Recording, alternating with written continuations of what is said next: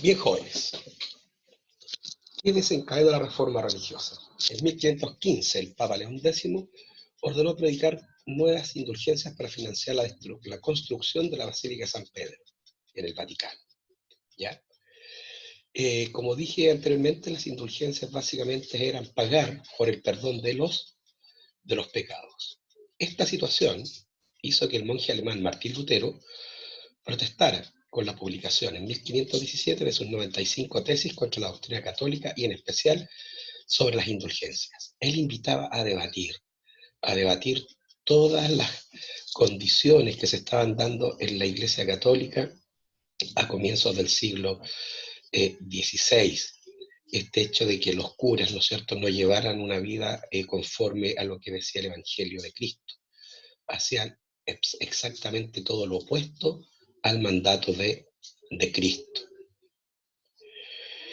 El 31 de octubre de 1517 clava en las puertas del Palacio de Wittenberg, ya, bueno, en estricto rigor en la Catedral de Wittenberg, una ciudad de Alemania, son 95 tesis o argumentos, ¿no es cierto?, en contra de las indulgencias y las falsas enseñanzas de la Iglesia, como por ejemplo el purgatorio.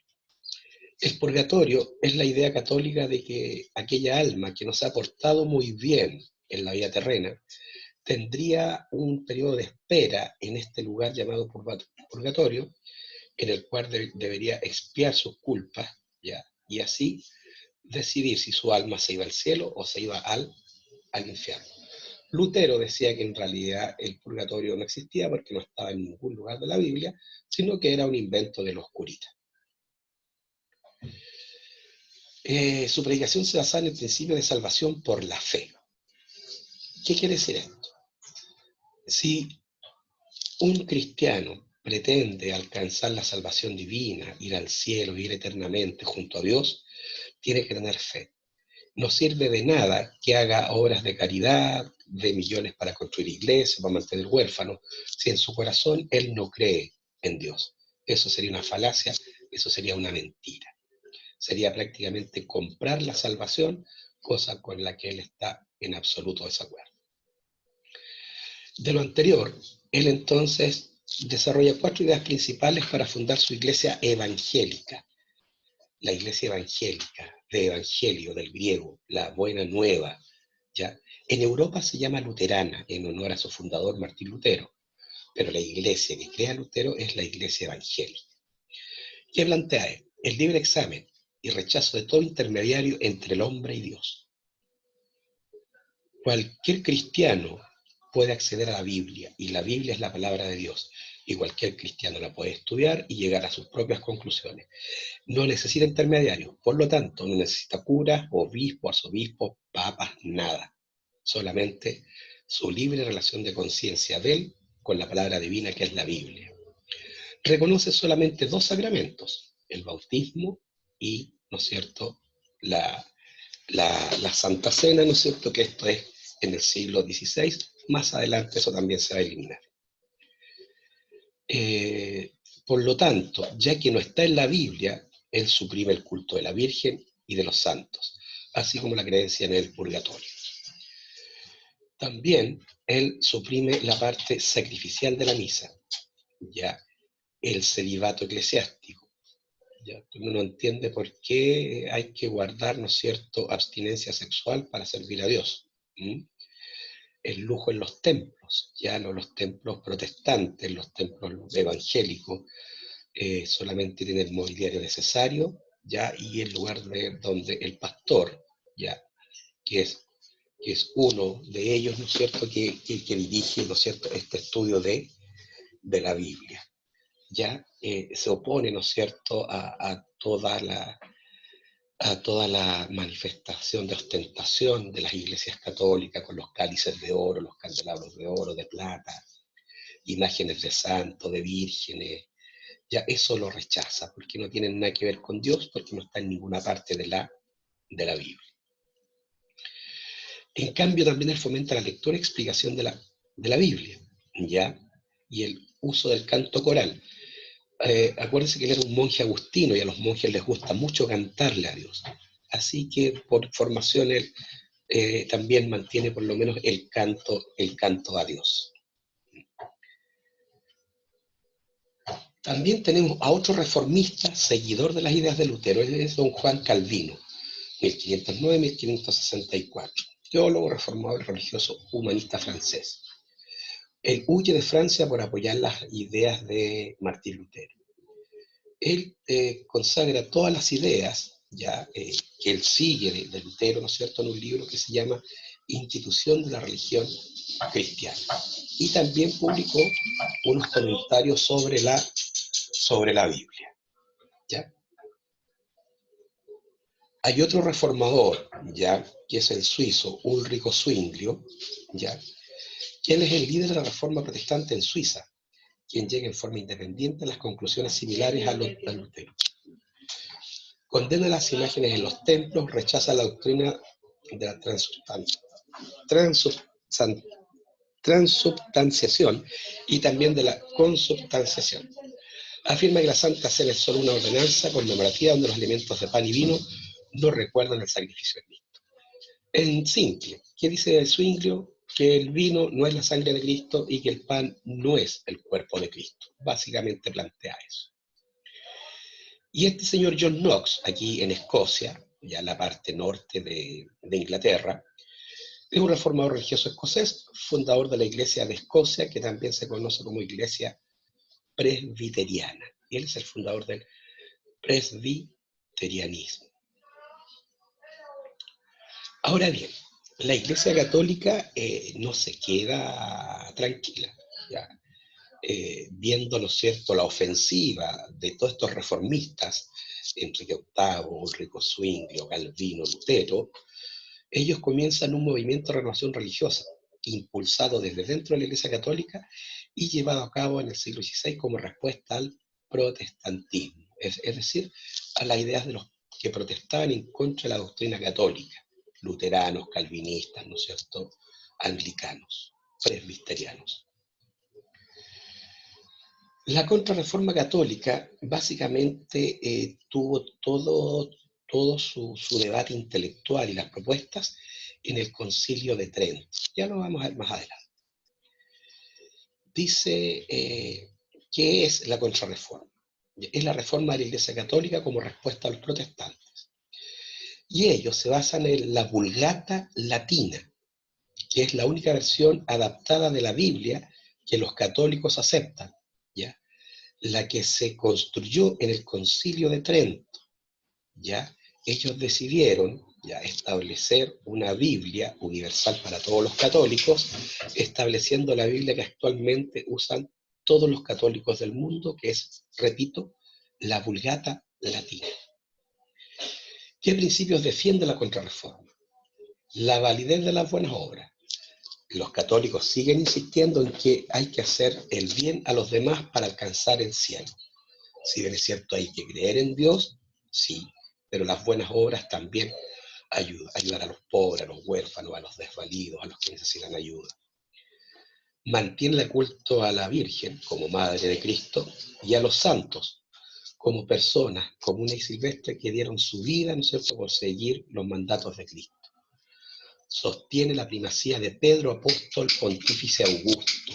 Él sigue siendo, como sucesor de Pedro, el líder indiscutido de la Iglesia Católica. Y en base a que existe este líder, hay una jerarquía, un orden, ¿no es cierto?, de autoridad desde el Papa hacia abajo.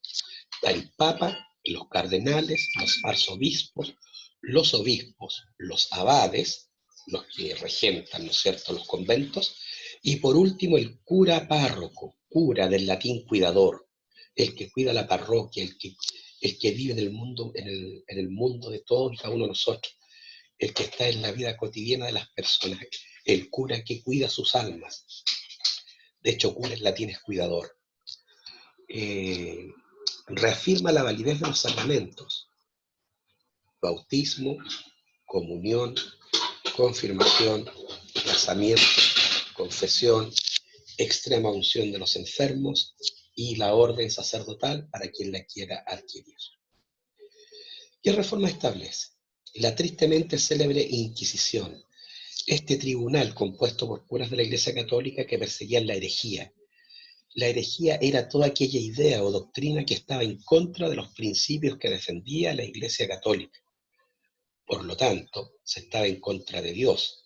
Y por lo tanto, estas personas merecían el peor de los castigos, la tortura y la peor de las muertes, ser quemados en vida, ser quemados vivos, porque pensaban que quemando el cuerpo podían salvar el alma. Chuatas, qué raro. También se crearon nuevas órdenes religiosas para defender la fe católica, como la Compañía de Jesús de San Ignacio de Loyola, un ex soldado que después de 6 meses de convalecencia y después de haber leído la Biblia, establece que la Iglesia necesita verdaderos soldados de Cristo que la defiendan en contra de los protestantes. Y crea una orden estructurada en base, ¿no es cierto?, a la estructura militar. Por eso que es una orden que se llama la Compañía de Jesús, los soldados de Jesús. Personas muy cultas, dedicadas, ¿no es cierto?, a defender el catolicismo del protestantismo. De hecho, hasta el día de hoy, los curas más cultos de la Iglesia Católica son los que pertenecen a la orden de la Compañía de Jesús. Y por otro lado también se crea de las Carmelitas de Santa Teresa de Jesús, ¿no es cierto?, monjas dedicadas, ¿no es cierto?, a la caridad para acercarles los mandamientos de Cristo. Este concilio de Trento, muchachos, duró mucho tiempo. Fue un concilio, una reunión ecuménica de todos los curas y sacerdotes de la Iglesia Católica, que se desarrolló en periodos discontinuos durante 25 sesiones, entre el año 1545 y 1563. Tuvo lugar en la ciudad italiana de Trento, ya por eso que es el concilio de Trento. En estas reuniones entonces se establecieron las nuevas directrices para la Iglesia Católica y así defenderse de la acusación de los protestantes. Los objetivos de la Contrarreforma: detener el avance protestante, revitalizar la fe católica y evidentemente restaurar la disciplina del clero, o sea, del conjunto de los curas de la Iglesia Católica. Otra consecuencia fueron las guerras de religión. Ya, estas diferencias religiosas entre protestantes y católicos los llevó a la guerra, en donde se confundieron, ¿no es cierto?, causas políticas y causas económicas. ¿Ya? Esta guerra de los 30 años enfrentó a Francia en contra de España y el Sacro Imperio Romano Germánico. Esta lucha, si bien es cierto, fue un enfrentamiento entre católicos y protestantes, también fue una lucha por la superioridad en Europa, hegemonía y superioridad, ¿ya? Y también una lucha entre crear un Estado-nación, un país moderno como lo conocemos ahora, en contra de esta idea de imperio que venía de la Edad Media, en donde un país conquista a los territorios que están alrededor para ejercer su mandato. Entonces la idea de imperio de la Edad Media versus la idea de Estado moderno de la Edad Moderna chocan en estas guerras religiosas. Esta guerra termina con la paz de Westfalia, ya ciudad alemana, en el año 1648. El gran logro de la paz fue que pudo instaurar la igualdad y la libertad religiosas. En términos más modernos, la paz de Westfalia entonces plantea lo que es la libertad de conciencia, en donde una persona puede creer o no creer en un Dios determinado, ¿ya? O adscribirse o no adscribirse a una religión. Y si se adscribe a una religión, a la religión que él estime conveniente. Evidentemente que este derecho a la libertad religiosa pone fin a las guerras de religión, permite la formación de iglesias nacionales protestantes, el presbiterianismo en Escocia, anglicanismo en Inglaterra, el luteranismo, ¿no es cierto?, en Alemania, Suecia, Noruega, Finlandia, Dinamarca, y el sur de Europa se mantiene católico. España, Italia, la península balcánica, ¿no es cierto?, lo que es Grecia, Albania, y también decir que en el caso del centro de Europa se mantuvo católico romano Polonia y la isla de Irlanda. La paz de Westfalia también, como decíamos anteriormente, permitió la consolidación del Estado-nación, como lo conocemos hoy en día, ¿ya? Y caen las formas de poder supranacionales. Los imperios se terminan en Europa, por lo menos, ¿ya? Y esto a su vez reafirma lo que vimos en la clase pasada, las monarquías absolutas, el rey como encarnación del Estado, ¿ya? En donde el poder judicial, ejecutivo y legislativo está en manos de una sola persona, el rey. Y este rey recibe a su vez el poder de Dios, ¿no es cierto? La monarquía absoluta de derecho divino que vimos en la clase anterior. Y la última consecuencia de las guerras de religión, expresada en la Guerra de los 30 años, es la recomposición del mapa político europeo.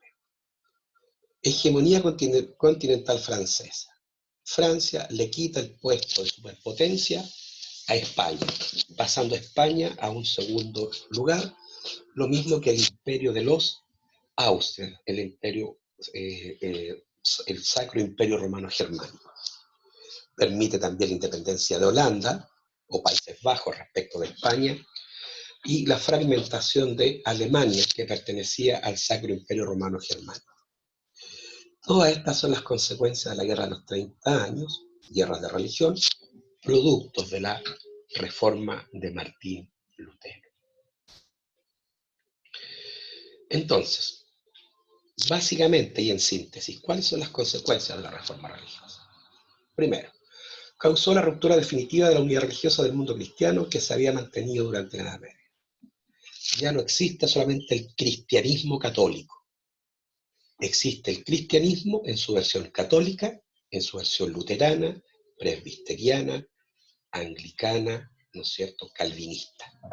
Ya no hay un solo cristianismo, hay muchos cristianismos. Sumió a Europa en terribles guerras de intolerancia religiosa que terminaron por modificar el mapa geopolítico de Europa. Lo acabamos de ver, ¿no es cierto?, con la Guerra de los 30 años y todas sus consecuencias.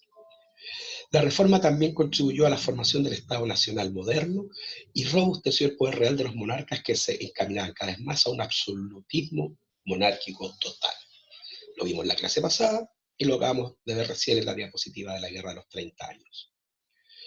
La revolución religiosa originó un traspaso de la propiedad en razón de la usurpación de los bienes eclesiásticos por los soberanos y los príncipes.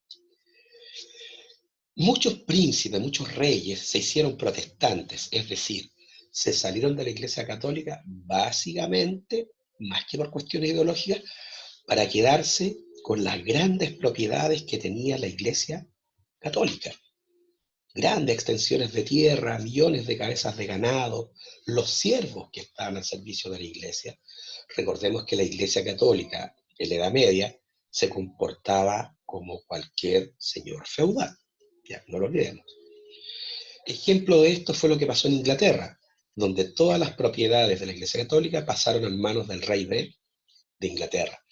Lo mismo pasó, ¿no es cierto?, con la caída del Sacro Imperio Romano Germánico, ¿no es cierto?, en donde todas las propiedades pasaron a los príncipes, ¿no es cierto?, en sus respectivos feudos, en lo que después va a ser Alemania.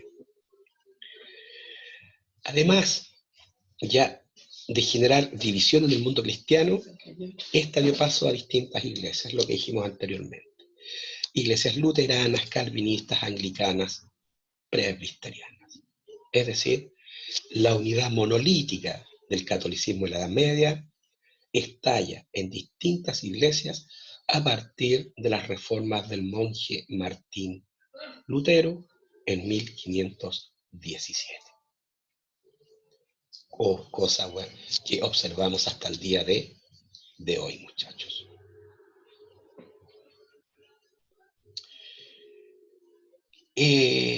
A pesar de la división de la Iglesia Católica y la aparición de los católicos, perdón, de la aparición de los cristianos no católicos, los protestantes, ¿no es cierto?, evangélicos, luteranos, anglicanos, calvinistas, el cristianismo sigue siendo la principal religión del planeta, ¿ya?, en sus variantes protestantes, luteranos, anglicanos, calvinistas, y en su variante católica, y también en su variante católica ortodoxa. ¿Ya? Los católicos ortodoxos, en vez de obedecerle al Papa de Roma, lo obedecen, ¿no es cierto?, al patriarca de Constantinopla. Mantienen la misma liturgia, la misma creencia en los santos y los dioses, solamente que la Iglesia Católica de Oriente, u ortodoxa, lo obedece al patriarca de Constantinopla. 1.225 millones de católicos, 550 millones de protestantes, 300 millones de católicos ortodoxos, ¿no es cierto?, 425 millones de otras variantes del cristianismo, mormones, coptos, armenios, siriacos, ¿no es cierto? Y hasta el día de hoy, entonces, muchachos, el cristianismo en sus distintas variantes es la religión más extendida del planeta. ¿Capichi? Hijitos de Dios, ahí quedamos. Ya recuerden, cualquier duda, profejuan.octavo@gmail.com. Vamos a hacer una guía de la clase pasada y de esta, y mediante su profesora jefe les haré saber, ¿no es cierto?, el día en que la publico, y allí irán las instrucciones claramente establecidas de cómo me deben enviar el trabajo. Que tengan bonita semana, muchachos, y que estén muy bien. Adiós.